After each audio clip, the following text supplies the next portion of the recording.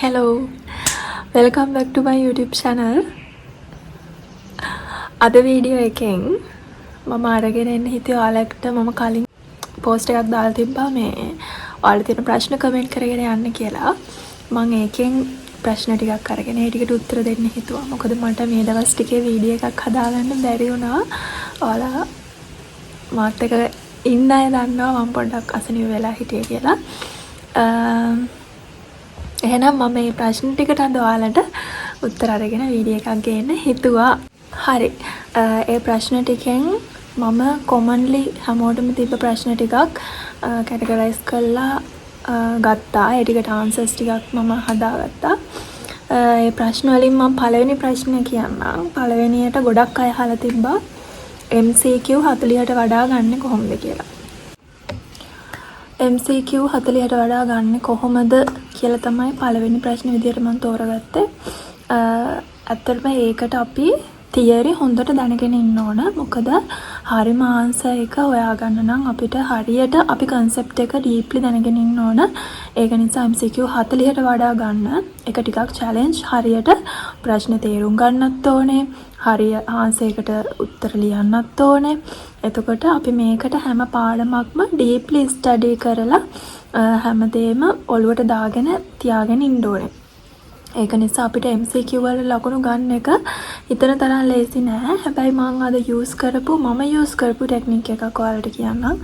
ඔයාලටත් පුළුවන් එක follow කරලා ඔයාලට හරියනවද කියලා බලන්න. හරි. මම කරේ මෙහෙමයි. මම past papers කරද්දී past papers වල දැන් අපිට ප්‍රශ්න දීලා answers ටිකක් දීලා තියෙනවානේ MCQ වල. එතකොට මම මුලින්ම paper එකට උත්තර ලියනවා. ලියලා ඉවර වෙලා පස්සේ answers හරි වැරදි බලලා පස්සේ මම මුළු paper එකටම මේ MCQ paper එකටම විවරණයක් ලියනවා. ඒක ලිව්වේ මෙහෙමයි. ප්‍රශ්නේ දීලා අපිට දීලා තියෙන උත්තර වලින් හරි එක තෝරගත්තේ කොහොමද? එතකොට අනෙක් උත්තර ටික වැරදුනේ කොහොමද? එතකොට මේ වගේ තව එන්න පුළුවන් වෙන ප්‍රශ්න මොනවාද?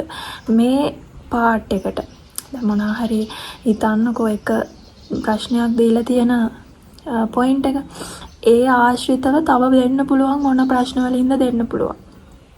මේ පාර මේ ප්‍රශ්නේ ආව නම් ඊළඟ පාර කොයි විදියට එන්න පුළුවන්ද කියලා වගේ මම එතනම විවරණයක් මට ලියන්න ඕනිය ඒවා ලිව්වා. එහෙම නැත්නම් මම හිතින් හිතලා මේ මම ප්‍රශ්න කරගත්තා. ඒ වගේ එකක් තමයි මම කරේ. එතකොට ඇත්තටම මට ඒකෙන් මම දන්නේ නැති කරුණු ගොඩක් ඉගෙන ගන්න පුළුවන් වුණා එක ප්‍රශ්නකින්. එක ප්‍රශ්නකින් මම ගොඩාක් ඒරියා එකක් කවර් කරගත්තා. ඒ විදිහට තමයි මම ගොඩක් MCQ වලට මේ ප්‍රැක්ටිස් කරේ. එහෙම. ඊළඟ ප්‍රශ්නේ විදියට මම තෝරගත්තේ ගොඩක් අය අහලා තිබ්බා මේ ස්ටඩි ප්ලෑන් එකක් හදාගන්නේ කොහොමද කියලා. ඇත්තටම ස්ටඩි ප්ලෑන් එක ගැන කිව්වොත් කවුරුත් කියන විදියට නෙමෙයි ඔයාගේ ස්ටඩි ප්ලෑන් එක හදාගන්න ඕනේ. ඔයාම තමයි ඔයාගේ පාඩම් කරන විදිය, එතකොට මතක තියාගන්න පුළුවන් විදිය මොකක්ද කියලා ඔයාට ගැළපෙන විදිය මොකක්ද කියලා ඔයා ගන්න ඕනේ. මොකද එක එක්කෙනාගෙන් එක එක්කෙනාට මතක තියාගන්න විදිය, පාඩම් කරන ස්ටයිල්ස් වෙනස් වෙන්න පුළුවන්. නේද? එතකොට කවුරුවත් කියන මෙතඩ් එකක් ඔයාට හරියන්නේ නැති වෙන්න පුළුවන්. ඔයාලට ඒ මෙතඩ්ස් ෆලෝ කරලා බලන්න පුළුවන් ඔයාට හරියනවද කියලා. හැබැයි ඒක අපි කරන්න ඕනේ මාසයක් දෙකක් තියලා නෙමෙයි. එක්සෑම් එකට මාසයක් දෙකක් තියලා ඒ වගේ ටෙක්නික්ස් ෆලෝ කරලා හරියන්නේ නැහැ. මේක ඔයා හොයාගන්න ඕනේ මුලින්ම. ඔයාලා A level වලට O level වලට එන්ටර් වෙන්න මුලදීම තමයි මේක හොයාගන්න ඕනේ ඔයාගේ පැටර්න් එක මොකක්ද කියලා. එහෙම නැතුව වෙන අය කවුරු හරි කියන මෙතඩ් එකකට ෆලෝ කරලා සමහර කෙනෙක්ට හරියන්න පුළුවන්. සමහර කෙනෙක්ට ඒක වැරදිලා අන්තිමට නැත්තරම නැති වෙන්නත් පුළුවන්. ඒක නිසා ඔයා මුලින්ම හොයාගන්න ඕනේ මොකක්ද ඔයාගේ මෙතඩ් එක කියලා. හරි. මම පෞද්ගලිකව යූස් කරපු මෙතඩ්ස් ටිකක් කියන්නම්. ඒකෙදි ඔයාලට ගන්න පුළුවන් ටික විතරක් ගන්න. අනිත් ඒවා ටික අයින් කරලා දාන්න. මේකෙදි මම O level, A level, university, bank current situation එක ගත්තම මම වැඩ කරන විදි 4කට තමයි උනේ.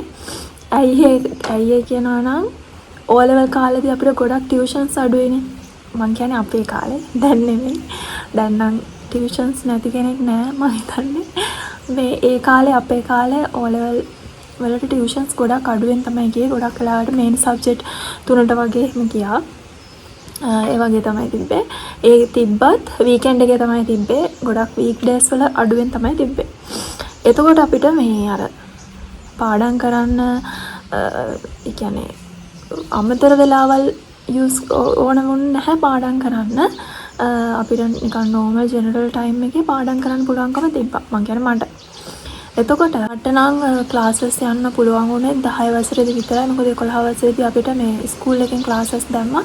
එතකොට ඒකට අනිවාර්යෙන් යන්න වුණා. ඒක නිසා මේ 10 වසරේදී විතරයි මම ක්ලාසස් ගියේ. මේ කියන්නේ ප්‍රයිවට් ක්ලාසස්. ඊට පස්සේදී මම ICT කරා O level වලට. O level වලට මම ICT වලට ප්‍රයිවට් ක්ලාස් ගියේ නැහැ. ඒකත් ඉස්කෝලේම තමයි. මට ඒ කාලේ ලැප්ටොප්ස් මොකුත් තිබ්බේ නැහැ. ගොඩක් අයට තියෙන ප්‍රශ්නයක් නෙවෙයි. ලැප්ටොප් එකක් නැතුව ICT කරන්න බෑ. එහෙම එකක් මටත් තිබ්බේ නැහැ. මමත් ඔය පැට්‍රිකල් එක ගොඩක් කරේ. ඉස්කෝලේදී තමයි පැට්‍රිකල් කරගත්තේ. ඒ O level කාලේ. ඒ කාලේ මම මේ එහෙම අර පාන්දර නැගිටිනවා උදේ නැගිටිනවා එහෙම කියලා එකක් නෑ. මට එහෙම හිතුණාම පාඩම් කරපු සීන් එකක් තමයි තිබ්බේ. ඊළඟට A level වලදී මම උදේ පාඩම් කරේ මොකෝ රැයට මට මහන්සි. ඒයි මේ උදේ ඉඳන් හවස වෙනකන් ක්ලාස් ඒක නිසා උදේ තමා පටන් ගත්තේ. ඔයාලට මම ටිප් එකක් කියන්නම්.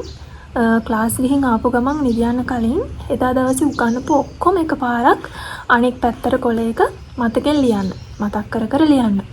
ඊට පස්සේ ඊළඟ දවසේ නැගිටලා ආයෙ එකපාරක් ඒ නෝට් එක බලලා ඔයා කලින් දවසේ ඔයාට මිස් වෙච්ච තැන් තියනවද? එහෙම නැත්නම් ඔයාට මතක නැති තැනක් තියනවද කියලා බලලා ඒ ටික පොඩ්ඩක් හදාගෙන එදා දවසේ වැඩ ටික පටන් ගන්න පුළුවන්. ඊළඟට මේ මම තව කරපු දෙයක් තමයි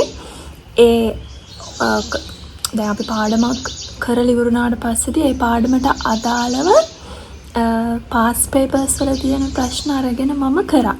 එතකොට මේ ඒ කරද්දී මම මේ පාඩමට අදාළව මේ ඒ ප්‍රශ්න තියෙන වෙනමම ඩොකියුමන්ට් එකක් හදාගත්තා. දැන් පළවෙනි පාඩමට අදාළව තියෙන ඒ පාඩමෙන් ආපු ප්‍රශ්න ටික දාලා වෙනම ඩොකියුමන්ට් එකක්. ඒ විදිහට මම වෙනමම හදාගත්තා. ඊළඟට යුනිවර්සිටි ගියාට පස්සේදී ඕක සම්පූර්ණයෙන්ම වෙනස් වුණා. එහෙදි මම පාඩම් කරේ රැට. සමහර දවස් තිබ්බා පාන්දර 4 වෙනකම් විතර පාඩම් කරපු. අර ලාස්ට් මිනිට් පාඩම් කරන්න ඉඳියම් වෙනවා. ඒක නිසා ඔයාලා වගේ දේවල් කරන්න යන්න එපා. ඒ වුණාම ඔයාලට කොන්ෆිඩන්ට් එකක් නැහැ නේ එක්සෑම් එක ලියන්න පුළුවන් කියලා. ඒක නිසා ඔයාලා හොඳට කොන්ෆිඩන්ට්ලි යන්න එක්සෑම් එකට. එහෙම ගියොත් ඔයාලට මේ අර කෝටිසෝල් වැඩි වෙලා දන්න ටිකක් අමතක වෙන්නේ නැතුව හොඳට දන්න ටිකෙන් ගේමක් ගහලා එන්න පුළුවන් කොන්ෆිඩන්ට් එක්සෑම් එකට ගියොත්. ඔයාලට සමහර පාඩම් තේරෙන්න පුළුවන් ඒ පාඩම කොච්චර බැලුවත් තේරෙන්නේ නැහැ. ඒ කියන්නේ ඔයාගේ හිත. හැබැයි ඔයා ඒක හරියට නිවිහැනහිල් බැලුවොත් ඔයාලට ඒක තේරෙන්න පුළුවන්. තේරෙන්නේ නැහැ. මතක හිටින්නේ නැහැ. ඒක අර ඔයාගේ හිතින්ම හදාගත්තු එකක් තමයි තියෙන්නේ එතන. එහෙම හිතලා ඉන්න එපා. අනිත් ටික මග අරගෙන. මොකද එහෙම ඉඳලා අන්තිමට දැන් ඔයා හිතන්න ඔයා දැන් ඒ ඔයාට බෑ කියලා හිතන පාඩමෙන් එක්සෑම් එකට අනිවාර්යෙන් ප්‍රශ්නයක් එනවා. ඒක ගැන හිත ඉඳලා ඔයා අනිත් ටිකත් මේ අනිත් දන්න දේවලුත් එක්සෑම් එකට ගිහිල්ලා ලියා ගන්න බැරි වෙනවා. මොකද අරක තමයි හිතේ තියෙන්නේ. අයියෝ මට මේක බෑ. ඒක නිසා මේ අර දන්න දේවල් ගැන ලාස්ට් මිනිට් වොරි වෙන්න යන්න එපා. දන්න ටිකෙන් ගේම ගහන්න තමයි තියෙන්නේ. මොකද මේ අපි අවුරුදු දෙකක් අපිට වැඩ කරන්න තියෙන කියලා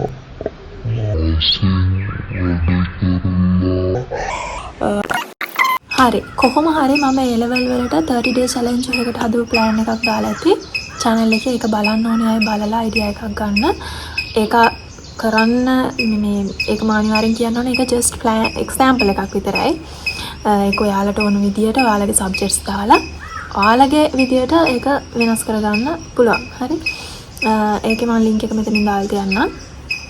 ඒකත් බලලා idea එකක් ගන්න. ඊළඟ ප්‍රශ්නේ හරි Python CS කොට දාගන්න ක්‍රමයක් last month එකේ ගොඩක් අයගේ මේ දවස්වල ප්‍රශ්නේ තමයි ලාස්ට් මන්ත් එකේ. හරි මම මෙහෙම කියන්නම්කෝ. Python CSS කියලා කියන්නේ පැට්‍රිකල් සබ්ජෙක්ට් එකක්. හරිද?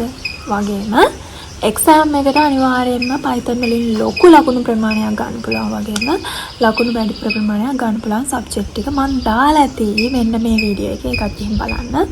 එතකොට කොහොමද Python CS කොට දාගන්න ක්‍රමය ලාස්ට් මන්ත් එකේ.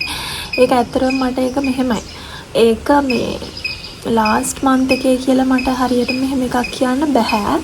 මොකද Python CSS කියන්නේ ප්‍රැක්ටිකල් සබ්ජෙක්ට්ස් දෙකක් නිසා ඒක අපි ප්‍රැක්ටිකල් කරලම තමයි අපි හරියට ටෙක්නික්ස් ෆලෝ කරලා හරියට අපි කන්සෙප්ට් එක තේරුම් ගත්තොත් ඔය Python CS වල මහ ලොකු දේවල් නෑනේ.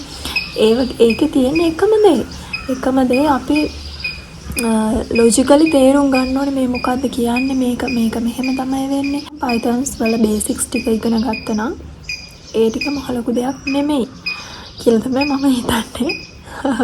ඒක ඇත්තටම එක්කෙනාට වෙනස් වෙන්න පුළුවන්. හරි. නිකමට මෙන්න මේ විදියට try කරලා බලන්න. මේක ඉතින් කොච්චර කාලෙකින්ද success වෙන්නේ කියන එක person මත තමයි depend වෙන්නේ. හරි. පළවෙනි එක හැමදාම එක දිගට දවසට තමන්ට පුළුවන් වෙලාවක් විනාඩි 15ක්ද පැයක්ද වෙන් කරන් ප්‍රැක්ටිස් කරන්න. හැබැයි එක දිගට continuously කරන්න ඕනේ. ඊළඟට කෝඩින් ටයිප් කරද්දී අතින් ටයිප් කරන්න කොයි වෙලාවකවත් copy paste කරන්න යන්න එපා. හරි.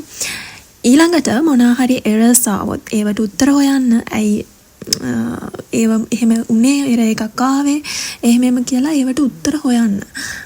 එහෙම ආයේ නොවෙන්න. එතකොට තමයි ආයේ නොවෙන්නේ. ඊළඟට ඒව හොයාගන්න පුළුවන් ඔයාලට YouTube search කරලා Google search කරලා ඒ විදියට හොයාගන්න පුළුවන්. එහෙම නැත්නම් කාගෙන් හරි අහලා දැනගන්න පුළුවන්. ඒ විදියට try කරලා බලන්න. ඊළඟට notebook එකක් තියාගන්න. ඔයාට අවශ්‍ය වෙන වැදගත් හැම දෙයක්ම ඒකේ ලියාගන්න.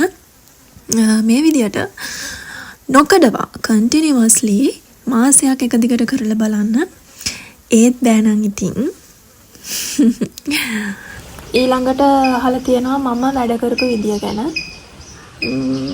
මම වැඩ කරපු විදිය ගැන කිව්වොත් මම තනිකරම කොට ගියේ mind maps වලින්. ඒ කියන්නේ මට දැන් පාඩම් කරන්න එක අයට එක මෙතඩ්ස් තියෙනවානේ. ඒ වගේ මම ගොඩ කියපු මෙතඩ් එක තමයි mind map. ඒ කියන්නේ මට ওই තියරි කටපාඩම් කරලා ගිරව් දාලා ඒක හරියන්නේ නැහැ. ඒක නිසා මම මේ mind map වලින් තමයි සම්පූර්ණ ගේම ගැහුවේ. ඔය තේන්න බර තියරි පවා මම මේ images ඇඳලා ඒ කියන්නේ රූප සටහන් ඇඳගෙන ඒව තමයි ඔළුවට දාගෙන ඊට පස්සේ එක්සෑම් එකට ගිහලා අර රූපේ මතක තියාගෙන මම විස්තර කරනවා. හරි ඒ විදිහට තමයි මම කරේ. ඊළඟට තව මොනවා හරි තියෙනවා නම් keywords මතක තියාගෙන ඒ keywords ටිකේ flow එක මතක තියාගෙන ඒක තමයි මම මේ explain කරන්නේ. එහෙම. ඒ විදිහට තමයි මම කරේ. ඒක නිසා මම අර කටපාඩම් කරන සීන් එකේ හිටියේ නැහැ. මම කරේ ඔය මං කලින් කිව්ව විදිහට තමයි. එතකොට මේ ඒ එක කාලවල ඒ සිටුේෂන් එකත් එක්ක ඇඩ්ජස්ට් වුණා. මං හැම වෙලේම කියන දෙයක් තමයි අපි එක එක්කෙනාට පාඩම් කරන විදිය වෙනස්. පාඩම් කරන විදිය ඔයාට ටික දවසක් මෙතඩ්ස් ෆලෝ කරද්දී තේරෙනවා කෝකද බෙස්ට්ම කියලා. ඉතින් ඒ ටික හොයාගන්න ඔය අන්තිම මාසෙ වෙනකන් ඉඳලා බෑ ඒක මුලින්ම කරන්න ඕනේ. හරි. ඊළඟට අහලා තිබ්බ past papers කරන්නේ කොහොමද කියලා. මම past paper කරේ මුලින්ම පාඩම් ඉවර වෙදී ඒ පාඩමට අදාළ ප්‍රශ්න හොය කරා. ඊළඟට පාඩම් ඔක්කොම එහෙම කවර් කරාට පස්සේදී full papers වලට උත්තර ලියන්න ගත්තා. එතකොට MCQ වලට විවරණ ලියුවා අර මම කලින් කිව්ව විදියට. එතකොට past papers ලියද්දී practice කරන්න ඕනේ ප්‍රශ්නට අදාළ points ටික ලියන්න. ඒක marking schemes එක්ක බලලා මේ ඒ කියන්නේ පහුගිය papers වල තියෙන marking schemes වල ඒ ප්‍රශ්නට අදාළ මොන points වලටද ලකුණු දීලා තියෙන්නේ කියලා බලලා ඒ විදියට උත්තර ලියුවා. ඊළඟට අහලා තිබ්බ ප්‍රශ්නයක් ඒක නම් දිග ලොකු ප්‍රශ්නයක්. ඒ ප්‍රශ්නේ ගොඩක් දේවල් අහලා තිබ්බ කැටගරයිස් කරලා ඒකේ වැඩිපුරම අහලා තිබ්බේ මගේ MPhil එක ගැන. අහලා තිබ්බේ මගේ MPhil එක ගැන ඒක මම මොකද්ද කරන්නේ ගැන විස්තර තමයි අහලා තිබ්බේ. මම ඒක වෙනම වීඩියෝ එකකින් අරන් එන්නම්. මොකද ඒක ටිකක් දිග ටොපික් එකක්. එහෙනම් thank you so much for joining. I will see you in the next video and bye bye.